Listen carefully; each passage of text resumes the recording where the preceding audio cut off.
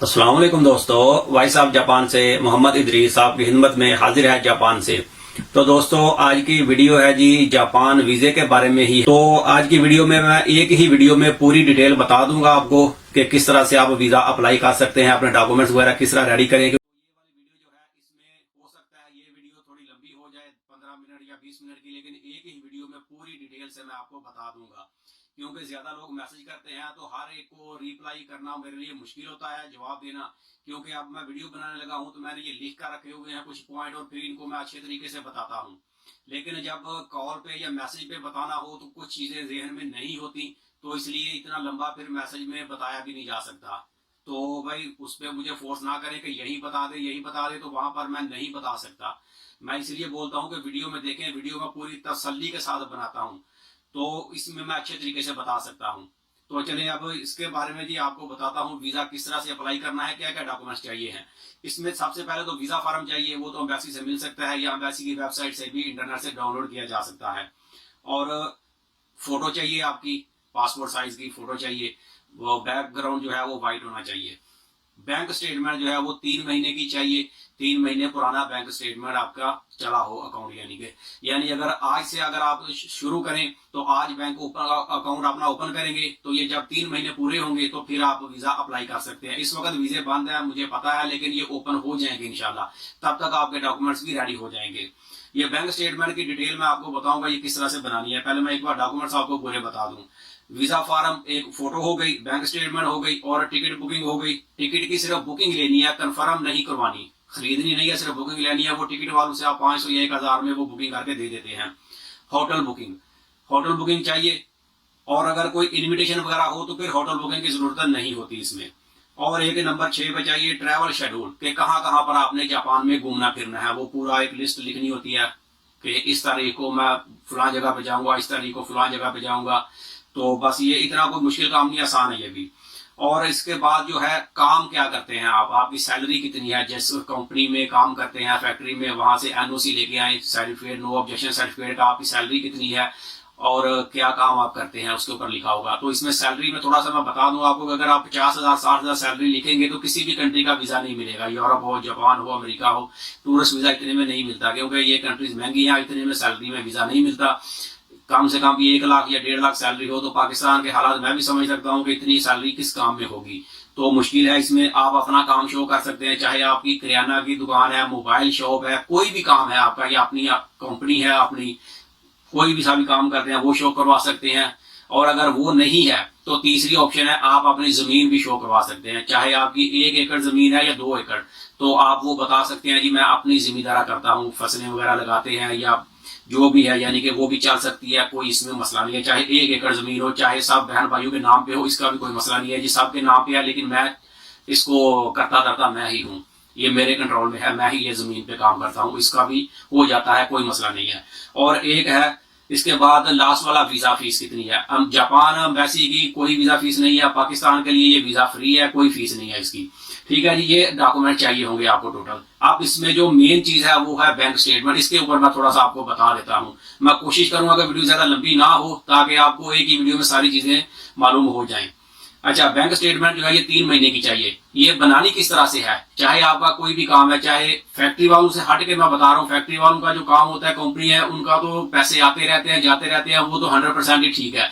अब जिसकी अपनी दुकान है, कोई मोबाइल शॉप है, किराना शॉप है, या जिम्मेदारी का काम करते हैं, ये उनके लिए है, वो किस तरह से अपनी बैंक स्टेटमेंट मैनेज करेंगे।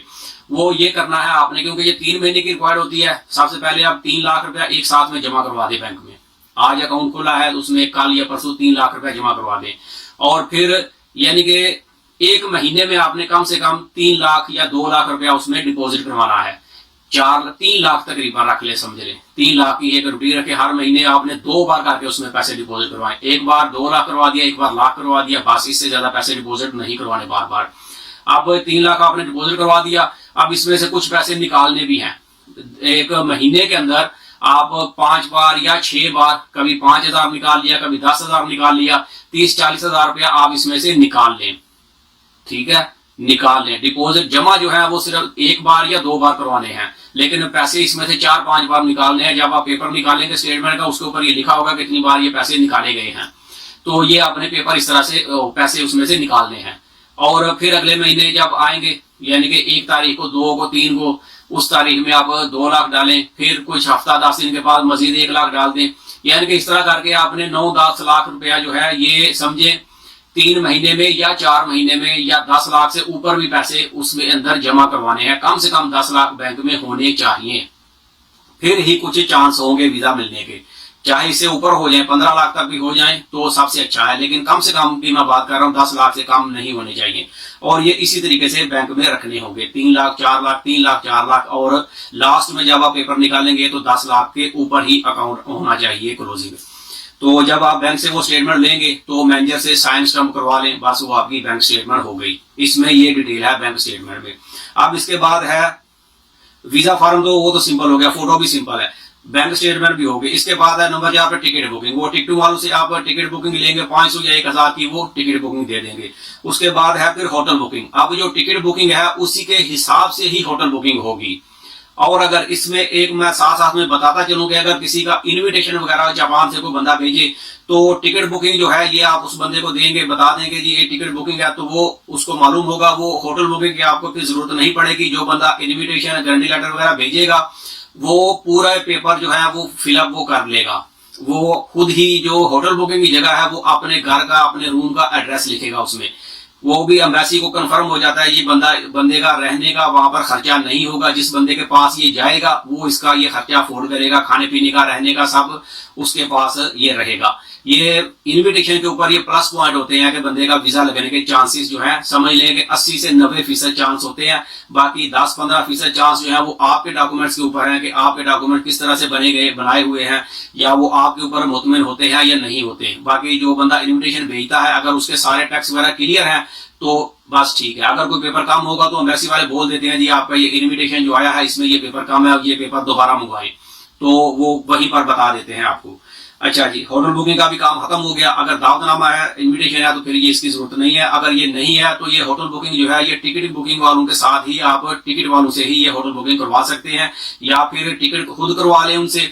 और बुकिंग जो है ये आप booking.com नाम की वेबसाइट है, इंटरनेट से मोबाइल में डाउनलोड करके तो वहां से भी फ्री में कर सकते हैं। लेकिन इसकी टाइमिंग जो है ये दोनों सेम होनी चाहिए, ये जरा थोड़ा ध्यान रखना होगा इस चीज में। अगर एक दिन का आगे पीछे हो गया टाइम तो भाई वीजा बिल्कुल भी नहीं मिलेगा, चाहे सब कुछ डॉक्यूमेंट क्लियर हो, वीजा नहीं मिलेगा। आप मिसाल के तौर पे 10 तारीख को जापान पहुंच रहे हैं और आपकी जो होटल बुकिंग है वो 11 तारीख को शुरू हो रही है, तो एक दिन आप कहां पे रुकेंगे? नहीं होगा, बिल्कुल वो बताएंगे भी नहीं, और वीजा सीधा सीधा कैंसिल हो जाएगा। यानी कि ये दोनों चीजें जो है वो बिल्कुल टाइमिंग इनकी सेम होनी चाहिए, टिकट बुकिंग और होटल बुकिंग की। भले ये बुकिंग है लेकिन उन्होंने इन्हीं चीजों के ऊपर आपको वीजा देना है। बाद में आप जो मर्जी टिकट करवा लें, जो मर्जी होटल बुकिंग करवा लें, इसका कोई ताल्लुक नहीं होगा।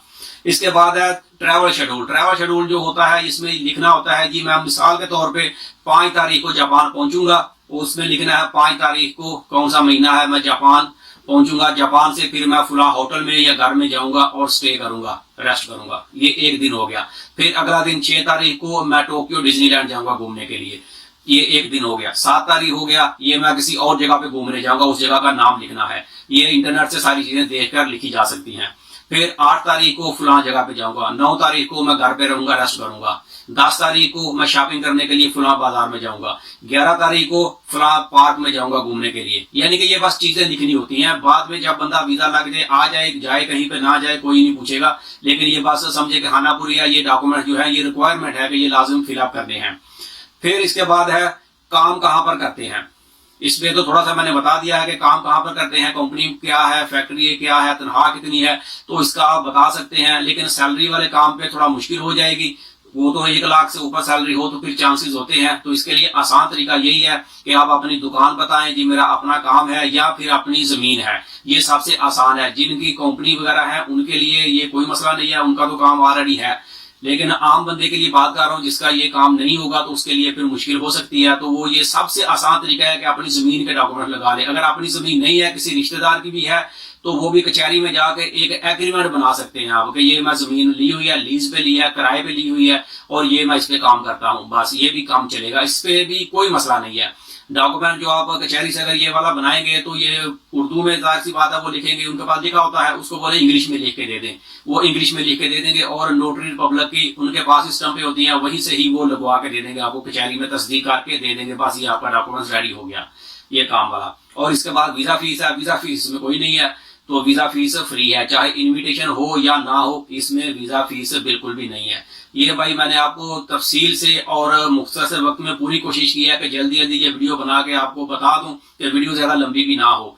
तो इसमें अगर किसी चीज का आपको समझ ना लगी हो तो आप मुझे मैसेज करके पूछ सकते हैं, लेकिन बराए मेहरबानी मैसेज करने से पहले वीडियो देख लिया करें, उसके बारे में फिर मुझे पूछें तो मैं बता सकता हूँ।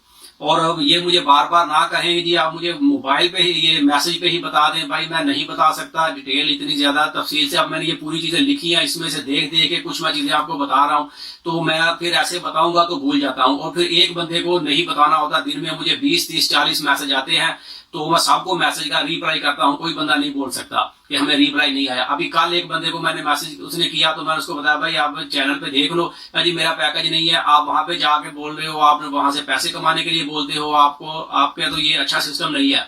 मैंने कहा भाई तुमने आना है ना तो नहीं, देखो जाओ बाहर में जाओ, मैं उसको ब्लॉक कर दिया। ये एक बंदा पहला जिसको मैंने ब्लॉक किया, मैं किसी को ब्लॉक नहीं करता। तो आप जब एक चीज समझेगी नहीं तो भाई मेरे से बहस करने का क्या फायदा, मुझे कौन से, मैं आपसे सैलरी लेके तो आपको टाइम दे रहा हूँ तो बता रहा हूँ, मैं तो पाबंद नहीं हूं ना बताने का, लेकिन आप दोस्तों की हेल्प के लिए बताता हूं, तो फिर भी बंदा इस तरह से बात करे तो हर एक का है अपना अपना माइंड है, क्या इसके ऊपर मैं बता सकता हूं। तो मुझे कॉल भी ना करे, मैं फोन नहीं उठा सकता भाई, काम पे होता हूं। अगर कुछ पूछना हो तो मेरे voice of Japan Facebook page के ऊपर मैंने नंबर दिया हुआ है व्हाट्सएप का, वहां पर आप मैसेज करें, 10 बार करें मैसेज, कोई मसला नहीं है, मैं इंशाल्लाह रिप्लाई करूंगा आपको, सबको मैं रिप्लाई लाजम करता हूं, कोई बंदा नहीं बोल सकता जी हमें रिप्लाई नहीं किया। तो पहले वीडियो देखें, इसके बारे में अगर कोई समझ ना आई हो तो फिर मुझे पूछे, मैं आपको बता दूंगा। अब इसमें ये जो जितने भी डॉक्यूमेंट्स हैं, ये अगर आपके पास इनविटेशन हो तो फिर भी यही डॉक्यूमेंट्स चाहिए होंगे, और अगर इनविटेशन गारंटी वगैरह ना हो, जापान से कोई बंदे की कोई ना भेजे ना भी हो, आपने डायरेक्ट अप्लाई करना हो तो डॉक्यूमेंट्स यही चाहिए। फिर भी इस तरीके से आप जाके एम्बेसी में अप्लाई करेंगे। आपका पासपोर्ट, आईडी कार्ड, वो तो एक नॉर्मल चीजें हैं, वो तो लाजिम साथ में चाहिए, इसलिए मैंने उनका नाम नहीं लिया। ये जो डॉक्यूमेंट्स चाहिए ये मैंने आपको बता दिए हैं। और अगर शादीशुदा को बंदा अप्लाई करेगा तो उसके लिए भी यही है, उसको सिर्फ वाइफ का पासपोर्ट, आईडी साथ में चाहिए होगा, और निकाहनामा, फैमिली रिकॉर्ड वगैरह साथ में, फिर जरूरत एक्स्ट्रा डॉक्यूमेंट्स की पड़ेगी। वैसे अकेला बंदा जो अप्लाई करेगा उसके लिए इन चीजों की बस जरूरत है। शादीशुदा के लिए सिर्फ 1-2 डॉक्यूमेंट ज्यादा हो जाता है, निकाहनामा और फैमिली रिकॉर्ड, अगर बच्चे भी हैं साथ में तो नादरा से वो मिल जाते हैं सब पेपर, बस यही चीजें हैं। तो इसमें सिर्फ एक फायदा ये है कि अगर इनविटेशन गारंटी लेटर हो तो उसमें वीजा लगने के चांसेस जो है वो ज्यादा होते हैं। बाकी अगर नॉर्मल भी अप्लाई करें तो अपनी अपनी किस्मत है, कोई मसला नहीं है, किसी के पास नहीं है तो डॉक्यूमेंट्स यही चाहिए। जैसे भी सूरत होगी डॉक्यूमेंट्स इसमें एक्स्ट्रा नहीं चाहिए, आपको यही चाहिए होंगे। और जो जापान से इनविटेशन वगैरह जाता है उसमें मैं थोड़ा सा आपको बता दूं कि वो 1 या 2 पेपर नहीं होते। अभी किसी बंदे के जहन में होगा कि इनविटेशन या गारंटी लेटर शायद 1 पेपर होता है या 2 पेपर होते हैं, ये 2 पेपर नहीं होते। आप जापान एम्बेसी की वेबसाइट पे जाके देखेंगे, जो पाकिस्तान में है जापान एम्बेसी, उसमें वेबसाइट में देखें तो वहां पर लिखे हुए हैं 8-10 डॉक्यूमेंट्स हैं। तो यहाँ से वो पूरे टैक्स वगैरह के डॉक्यूमेंट्स होते हैं, सैलरी के डॉक्यूमेंट्स होते हैं, जो बंदा भेज रहा है उसके पासपोर्ट की कॉपी, जापानीज की पासपोर्ट कॉपी, स्टम्पें, उसकी स्टम्प वगैरह होगी, और वो काम कहां पर करता है, उसकी सैलरी कितनी है, उसके बैंक की स्टेटमेंट चाहिए, काफी सारे डॉक्यूमेंट्स होते हैं, कम से कम भी 10-15 डॉक्यूमेंट्स होते हैं ये इनविटेशन वाले। और इसका डबल दूसरा फायदा ये होता है कि मिसाल के तौर पे आपके अकाउंट में 10 लाख रुपया है, मिसाल के तौर पे, कम से कम भी मैं बता रहा हूँ, 15 भी हो तो भी अच्छा है।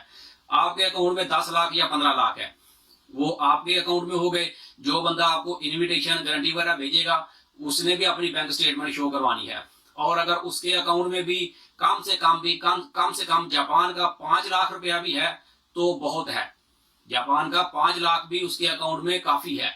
क्यों? वो चीज ये देखेंगे कि इसकी सैलरी हर महीने आती है, और उसके पास कार्ड वगैरह है, सहूलियत और भी है, घर उसका है, ये बंदा जाएगा, इसका खर्चा कम होगा, तो 10 जो आपका 10 लाख है समझिए वो भी 20 लाख के बराबर आपका गिना जाएगा अगर इनविटेशन हो साथ में। और जो बंदा आपको 5 लाख का भी बैंक स्टेटमेंट भेजेगा फिर भी उसकी 5 लाख की भी काफी ज्यादा है, वो समझिए आपके 10 लाख से भी वो 5 लाख की जो है वो हैवी होगी। क्योंकि यहाँ पर जो बैंक स्टेटमेंट होगी यहाँ की हिसाब से सैलरी वगैरह जो भी, तो ये बिल्कुल 100% 1 नंबर होगी ओरिजिनल। एम्बेसी को ये पूरा इत्मीनान होता है कि ये पेपर 2 नंबर नहीं है, जापान से 2 नंबर पेपर नहीं आएंगे। लेकिन पाकिस्तान का तो आपको खुद भी अंदाजा है कि वो कुछ समझ भी सकते हैं, चाहे 2 नंबर ना भी हो लेकिन कुछ ना कुछ होता है, फिर भी उसमें डाउट है। लेकिन जापान वाले पेपरों के ऊपर उनको डाउट नहीं होता, कोई बंदा खुद से ये पेपर बना नहीं सकता। जो इन्विटेशन वगैरह होता है, जो रिक्वायर्ड डॉक्यूमेंट्स होते हैं, टैक्स वगैरह, वो जापान गवर्नमेंट के टैक्स ऑफिस से पेपर वो निकलते हैं, उनको जाके बताना होता है, वो ऑटोमेटिकली टैक्स वहां से क्लियर होता है बंदे का, या नहीं किया होता तो वो पेपर निकालेंगे, तो फिर वो पेपर वो एम्बेसी में जाएंगे, तो एम्बेसी उन पेपरों के ऊपर मुतमन होती है। हाथ वाला पेपर कोई भी नहीं होता। ये इन्विटेशन वगैरह जो होता है ये सिर्फ हाथ से लिखना होता है, बंदे का नाम, एड्रेस वगैरह। बाकी जो रिक्वायर्ड डॉक्यूमेंट, इंपोर्टेंट डॉक्यूमेंट्स होते हैं, वो सारे गवर्नमेंट के ही डॉक्यूमेंट्स होते हैं, नोटरी पब्लिक के तो नहीं होते। लेकिन उनकी वैल्यू किसी अदालत में भी ले जाए तो वो उनकी पूरी वैल्यू है जापान के अंदर, यानी कि वही डॉक्यूमेंट्स हैं। यहाँ तक कि जहां पर जापान में कोई बंदा अपना वीजा भी अप्लाई करेगा, अपना वीजा इमिग्रेशन में, तो वही डॉक्यूमेंट्स चाहिए उसको। वही डॉक्यूमेंट पाकिस्तान में भी या दूसरी कंट्री में भी इन्विटेशन के तौर पे वही डॉक्यूमेंट इस्तेमाल होते हैं, उन्हीं के ऊपर उनको एतमाद होता है। तो ये है जी इन्विटेशन के बारे में भी। और अगर नॉर्मल अप्लाई करना हो तो सिंपल यही डॉक्यूमेंट्स रेडी करें और एम्बेसी में अप्लाई करें। और डॉक्यूमेंट्स मेरा मशवरा है कि अभी से अपने बनाने शुरू करें, कि इंशाल्लाह उम्मीद है कि ओलंपिक्स आ रहे हैं जुलाई में, 7वें महीने में। और ये वीजे जो है, टूरिस्ट वीजे के बारे में फिलहाल ऐलान तो नहीं हुआ, लेकिन अप्रैल या मई में, चौथे 5वें महीने में इंशाल्लाह उम्मीद है कि वीजे ओपन हो जाएंगे, या 6ठे महीने में ओपन हो जाएंगे। आखिर एक दिन ओपन तो होने हैं। डॉक्यूमेंट्स आप बना लेंगे, बैंक स्टेटमेंट देखिए आप बनाए, पैसे आपके अपने हैं और आपके अपने ही अकाउंट में रहेंगे, कहीं पर पैसे आपके नहीं जाने। तो आप ये बनाते रहें, जैसे ही वीजे ओपन हो डायरेक्ट वीजे अप्लाई करें, तो इंशाल्लाह मुझे पूरी उम्मीद है कि ज्यादा लोगों को वीजे मिलेंगे। क्योंकि लंबे अरसे से जापान में भी काम जो है काफी डाउन है, होटलों के, एयरलाइनों के सब काम। तो ज्यादा से ज्यादा ये भी कोशिश करेंगे लोग आए और मुल्क में पैसा आएगा। बाकी हर किसी ने रुकना तो नहीं होता, ज्यादा लोगों ने वापस भी जाना होता है। तो ज्यादा से ज्यादा लोग मुल्क में आए, पैसा आए और कारोबार ज्यादा रन हो। तो मेरे ख्याल से काफी लंबी वीडियो हो जाएगी, आप समझ गए होंगे। अगर किसी चीज की फिर भी समझ ना आए तो मेरे Facebook page voice of Japan पर मेरा व्हाट्सएप का नंबर ऐड है, तो मुझे व्हाट्सएप पे मैसेज करें सिर्फ, तो मैं इंशाल्लाह आपको रिप्लाई कर दूंगा। अगर वीडियो अच्छी लगे तो इसे लाइक कर दें। चैनल आपका दिल करे सब्सक्राइब करें, दिल करे ना करें, लेकिन वीडियो अगर अच्छी लगे तो इसे लाइक प्लीज कर दें, ताकि मुझे तसल्ली हो, भाई इतनी लंबी मैंने वीडियो बनाई है, किसी को कुछ समझ तो आई है, तो थोड़ा हौसला मिलता है। तो आप खुद सोचिए 15-20 मिनट ऐसे सामने बैठ के बंदा बोलता रहे तो लगता है यार पागल हो गया, शायद ऐसे अकेला ही बातें करता जा रहा हूं। तो ये वीडियो बस यहीं तक थी, मिलते हैं किसी अगले वीडियो में, तब तक अपना बहुत ख्याल रखें। पाकिस्तान जिंदाबाद।